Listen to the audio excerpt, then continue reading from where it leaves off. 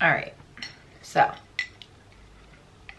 I'm drinking my greens in a red glass. My TEAMI greens, kind of using them as an after school boost right now, but either way, I still want to get them in every day.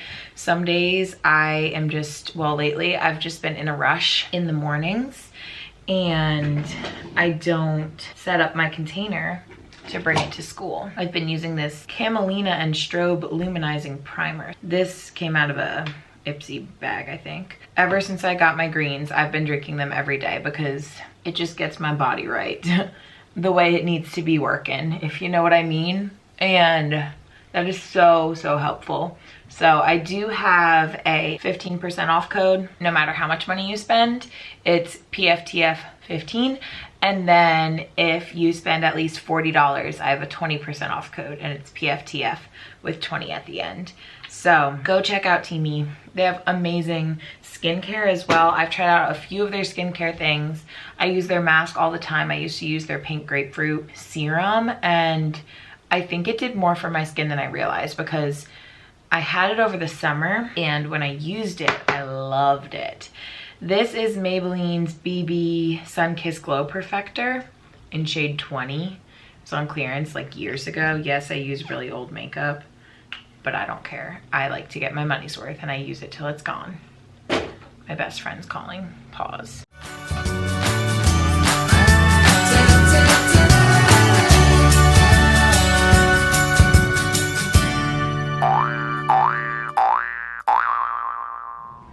Good morning, y'all. Welcome back to my channel. If you're new here, my name is Brianna and I'm a 5th year 3rd grade teacher in North Carolina.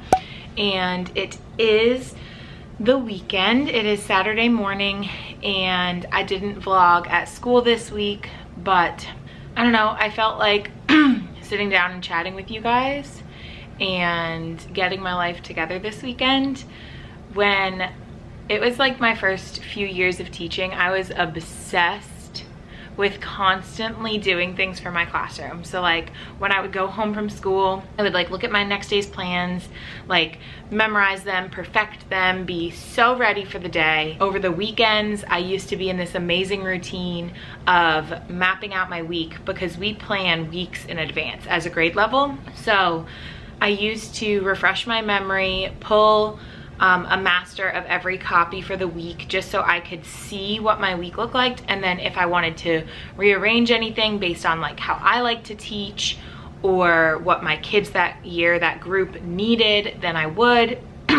And to be honest, I have not done that at all this year. And I feel it when I'm at school. It's rough. So today, right now, I'm gonna be making a fraction anchor chart. I have to rearrange my fraction lesson plans a little bit because we have our state test this week, our NC check-in, which is our 3rd quarter benchmark for math and ELA. And since we started the year like 1 week later because our first week was orientation week, so there were like 2 to 4 kids in our classroom every day, so we didn't do instruction with them. And then we were remote for the first 3 weeks of school. So we taught content and did really well with it. And then we were hybrid, so we would teach the same lessons Monday, Tuesday as Thursday, Friday because we had A-Day, B-Day. So we are a bit behind as expected. Also, we had to freshen up 2nd grade skills that might not have been hit hard last year because of the pandemic and everything.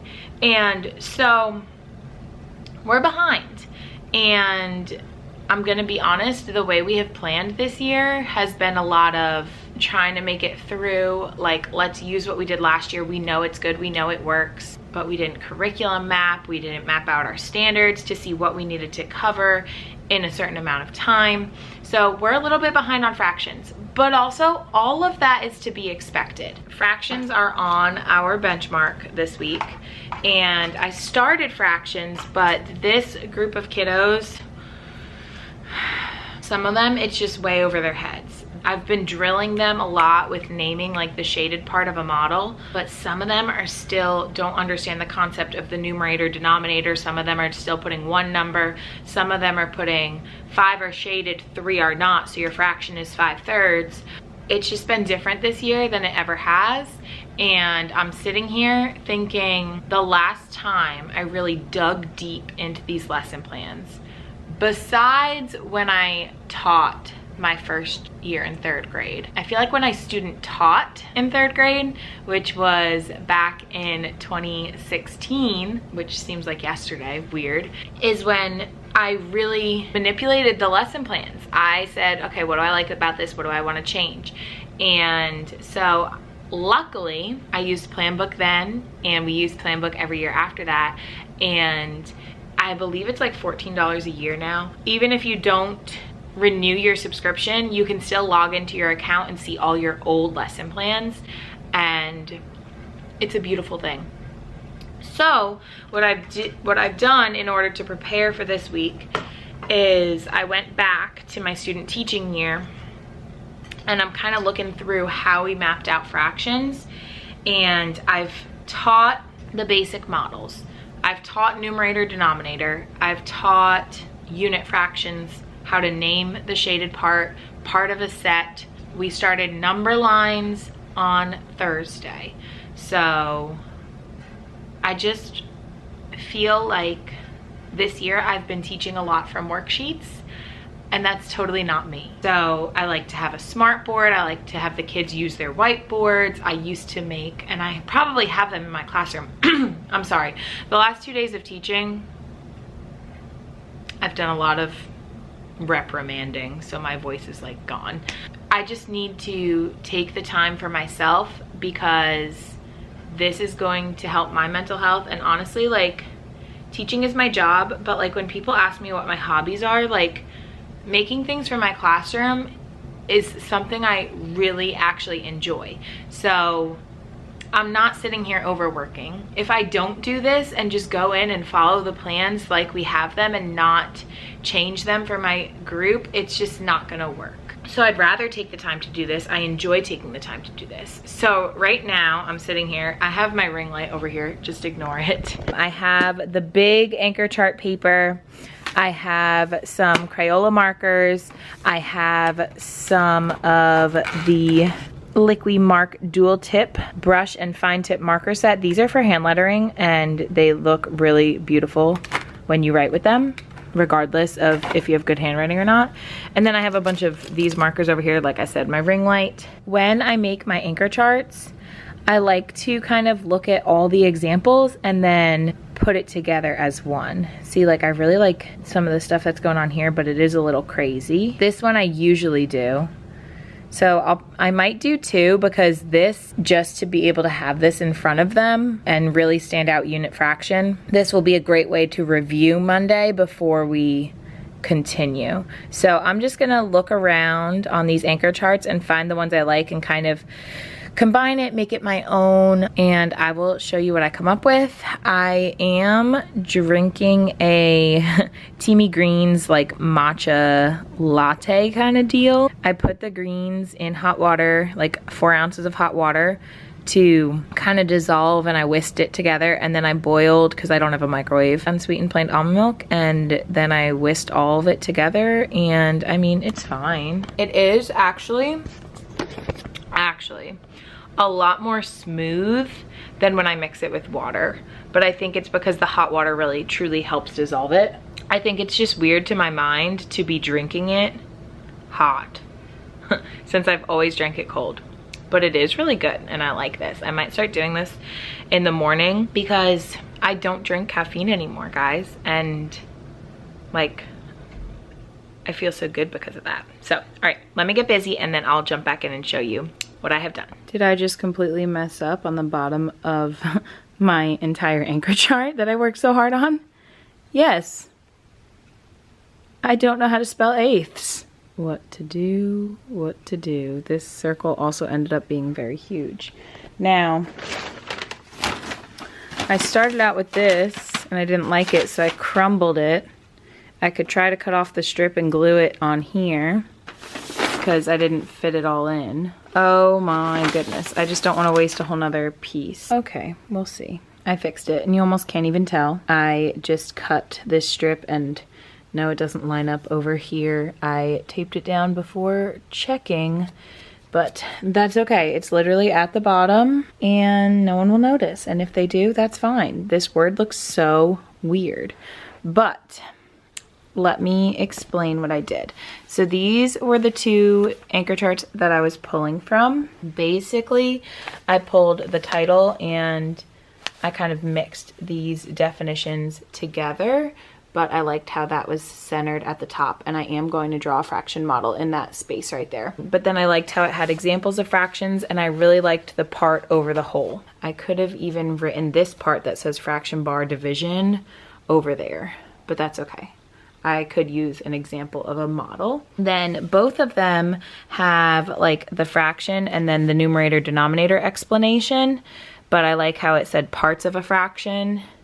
And then I also liked how it had D equals down, and then fraction bar is division, because we do look at fractions that are larger than one whole. I need my kids to be reminded of that. And then I just boxed parts and whole, and then I put a little like star around total to make it stand out. So I did change the definitions up just a little bit. I like how the one said the number instead of how many fraction pieces you have. I put the number of parts being counted, and then I added the total number of equal pieces in the whole. So since I'm missing this equal unequal, I made sure to include equal, and I'll probably actually, maybe I won't underline it there. I think I'll like do something to that word equal up there. And then I really liked how this one had unit fraction, so I included that. I did our denominators that we teach in third, and then I just added fifths and ninths at the end because I had that extra space. And then I was going to do the different ways to represent a fraction at the bottom, but I didn't want to squeeze it into this small space. And I also liked how this one had the names, the word names, so I just included those on the bottom. And then I'm going to do a separate smaller anchor chart, one with my big sticky note paper, and I'm going to chop that into fourths and then do the different models there. I'm very pleased with that. I'm probably just going to draw like a circle right there. So I'll do that. Okay, now it is complete. I put the little sparkle standout things around equal in orange, and then I made 4/6 since that is the big fraction I wrote, and I made sure to shade it in different pieces because I feel like state tests try to trick kids and shade the shape actually all over the place. So I think it's good for them to see that it could be shaded randomly as much as possible. And I really like how this came out. So now I'm gonna see if I have my smaller anchor chart paper so I could do the other one. I hope I didn't take it all to school. Here is this one. I love this Post-it mini easel pad. I got a huge pack over the summer, or maybe it was like during lockdown last year, like 5 sets of these for maybe half the price of one on Amazon. The link is in my Amazon store, but I think that seller might be all sold out of them, but greatest purchase I ever made. I've been using these a lot this year, and so I love this mini easel pad. So I just put a title, How to Represent a Fraction, and this said different ways to represent a fraction, so I changed it up a little bit. And then I made sure to put the fraction bar on top of the number line because we usually see those together to help us identify our number line. Also, this one showed on the number line like shaded to the fraction, but we see points on a line. Now, unfortunately, it kind of bled with the black as I was drawing it, but that's okay. So I just really wanted the point to stand out because my kids don't understand how to make a point on a line for some reason. Also didn't do 1/4 because I wanted to do something besides a unit fraction. Part of a set, love it. Fraction circle. I was debating what to call this and then realized it's called area models. Area models are any shape that has been partitioned equally to show a fraction. So they might not see a circle, they might see a star, but that's okay. This one's a circle, so I just went with it. And then the fraction bar is there. And I'm gonna have the conversation with my kids about how fraction bars are usually labeled with unit fractions and how fraction models or fraction circles are not, and same with parts of a set. And then parts of a set, these two, I was going to color a different color, but I didn't want them to think, because sometimes we've been working with how many blue ones are there. So I just thought with 2/4 it was a little bit too tricky to show all of that. But love, love, love how this turned out. I will probably just peel it off and stick it to this one to bring it to school.